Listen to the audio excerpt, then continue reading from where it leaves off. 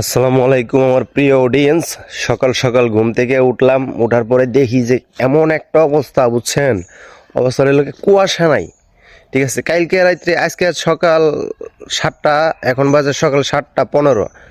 ঠিক আছে, এটা মনে করেন নাই, ঘুম থেকে উঠে দিই কোনো কুয়াশা নাই, শীত একটু কম, কিন্তু কালকে সন্ধ্যার পরে খুব শীত করছে, বুঝছেন? কিন্তু কালকে সন্ধ্যার পরে শীত করছে ঠিকই, কিন্তু কুয়াশা ছিল না।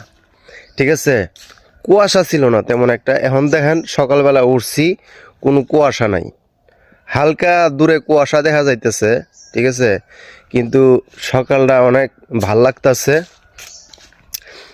এই জন্য ভাবলাম যে একটা ভিডিও করি, আপনাদের সাথে বিষয়টা শেয়ার করি।